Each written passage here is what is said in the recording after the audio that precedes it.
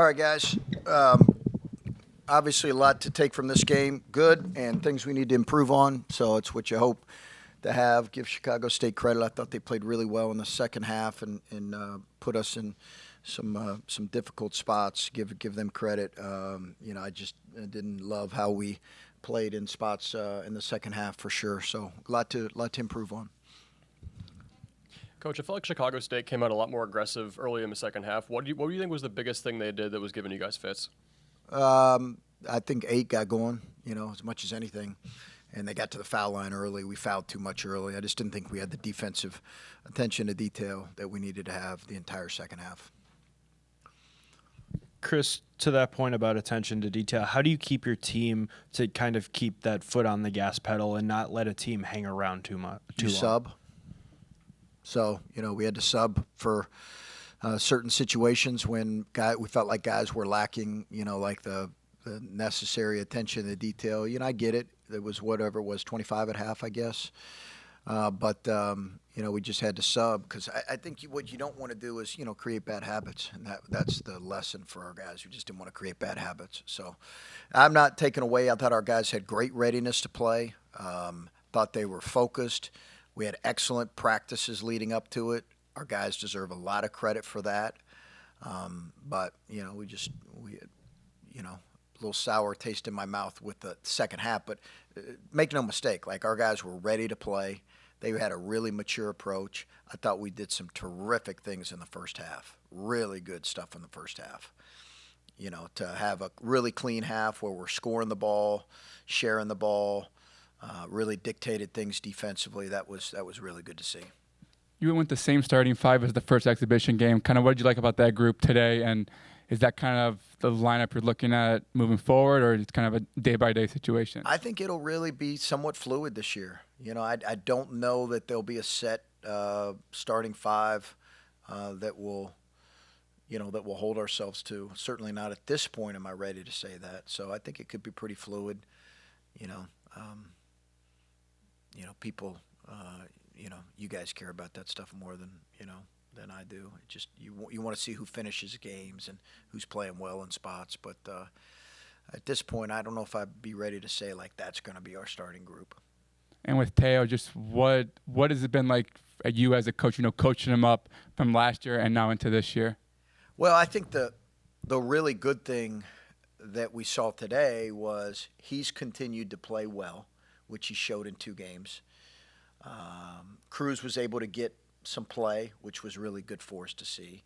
Ilya made a couple shots, which showed what he's capable of, right? I think those were positives, because we're going to need those guys. RJ's been really good in the 2 exhibitions. Maybe didn't have his best game today, but we had guys that we were able to get both minutes for and that played well. I just think Théo's put in a lot of work. He's got a lot of confidence in his shooting right now. His shooting numbers in practice have kind of confirmed that, and we love how he's playing, and certainly love how he's developed. Coach, 5 steals for Brandon today. Just what have you liked about him kind of leading this team's defense early on, both in the exhibitions and tonight? Well, he's a great communicator. He's super. He's got a really good feel. He's got a good defensive IQ. He cares really, about his team's success. He's just, I wish I had him for 3 more years. He's just a terrific team guy and impacts things on both ends. And then you talked last week about keeping things simple for Kaman. He has, I believe, 3 points, 3 boards, 2 blocks in just under 10 minutes. What did you like from him tonight as he kind of continues to get his feet wet in collegiate basketball? Just that, rim protection, do his job defensively, stay in line with the ball, communicate the ball screen coverage, communicate it loud and early. Don't accept the block out on the other end, okay? Be able to keep the game simple offensively. Be a great communicator in ball screen coverages. So I think all those things he's really grown in. And you just see his presence out there is different, with his length and size. We call it, his presentation and coverages are different. It's just a different look than our other 5 men. And speaking of defense, just what stood out to you from your team's defensive performance overall throughout this game? Really good first half. What changes did you see in that second half? I did not think we played as detailed as we needed to, or as hard as we needed to. I didn't think we played as smart as we needed to. You know, that was, and they give them credit, but I also thought we created some of those issues ourselves. Coach, you've talked about culture, DePaul basketball, like leaving it better than when you found it. And a lot of fans showed out today. What's the message for the fans, like now that the season is in full swing, and what do you expect from fans, like for the season? You know, I just hope they keep coming out. Yeah, I mean, I hope they keep coming out. I think, you know, it's our job right now. Our focus really right now, by the way, our students that were here, we know our students get a free lunch tomorrow on me, on Coach Holtmann. That will be in place again this year, okay?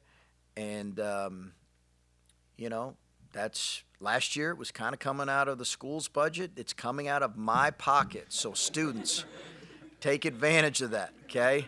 All right? Yes, we are paying, okay? All right? I got a text this morning. Are you sure you want to do this? Yes, I want to do it, okay? So students get free lunch tomorrow on the Holtmann family. And after every win, they just got to present their ticket. And, again, we want to keep building what we feel like is going to be really important, a really important home atmosphere this year. So we've got to keep building and growing that. Chris, DePaul is wearing the Malik Murray patch, and then you have the button on. Can you just talk about your relationship with him in your short time here and what it means to have him remembered on the jersey this year? Yeah, thanks for bringing that up. I just sent out a tweet because it was, you know, I think, and I'm going to have to be careful here. I think I'm going to be careful throughout the year when I talk about Malik, because of all the people that I got to know this year or this past year, outside of the people that I worked with, like Dwayne and Allison and, you know, the people that kind of work with every day, of all the people, he was the most special. He just was a really special person to me last year, to me personally. The text that I got after so many games, the thoughtfulness, the way in which he talked about our team and me as a coach, you know, I really grew to care for Malik. And I was so excited about what we were going to be building here, and you work really hard to build something for people like Malik, because former player, loves DePaul University, loves DePaul basketball, felt like our program was on the come up, and you work really hard for someone like him. So I was really pleased that obviously we honored him tonight, and we're going to honor him throughout the year. And it's not going to be the last time we talk about Malik. It's not, because he's going to be at the forefront of our minds. We miss him. I miss him. I do. I know people in here miss him. I know Rob and Dwayne miss him. He was really special. And then on a more positive note, Nate Kasher finally got his first points. Just kind of what has he meant running the scout team in practices, just to, you know, being here from year one and just really laying the foundation for the program? Yeah, Nate's been great. We've loved having him as a walk-on. He's been phenomenal. He's been great in practice. He's got our guys better. You know, he mentioned in there, hey, we need 3 good days of practice in preparation. He said that when he was bringing the team up. So he's got great respect in that locker room. They love him. They care about him because they know how much he works. Absolutely love Nate, love what he brings to this program. It's great to see him get on the board tonight. I think he wanted to chuck a 3 there late, but I wouldn't let him do that. But he's great. Anything else for Coach?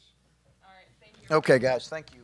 Théo, what's been the key for you that you took in after your first year, like going into the offseason, that led to more consistent play on the court? I would say the energy, like bring the energy. I think that the most important thing, and that the first thing that I think about when I on the court, just bring the energy, and yeah, bring more like intensity, like yeah, that's it. Théo, how much confidence have you grown since last year? I would say a lot. I try to take that last year experience to grow as a player and also as a teammate. So I just try to be great for my team, and that confidence that I had last year helped me a lot. Yeah.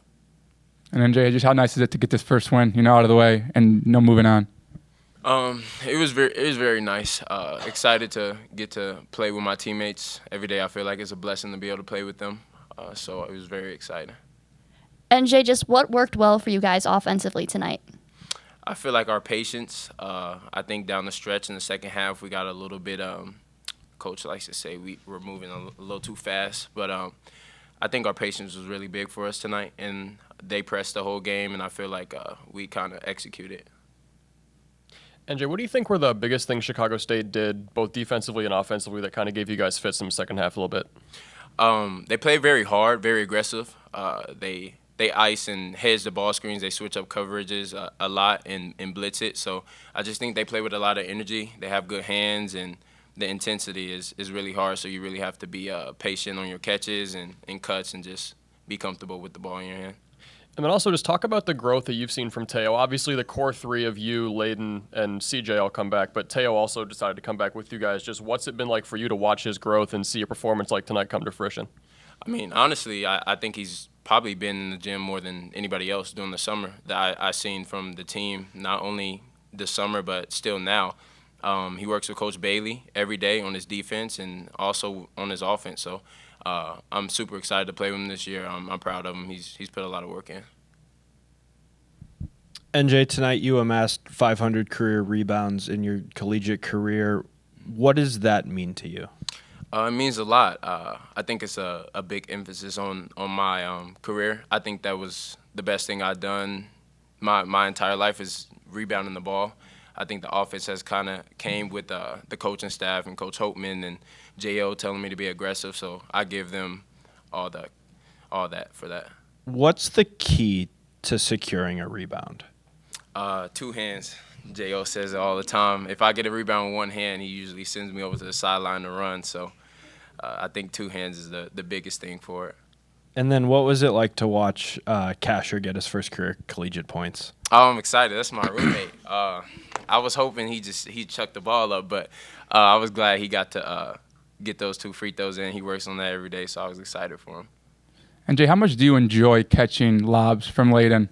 I enjoy it a lot. Sometimes I feel like he thinks he sees Giannis down there instead of NJ, but I enjoy it. It's fun, man. It gets the bench hype, and I like catching lobs, so.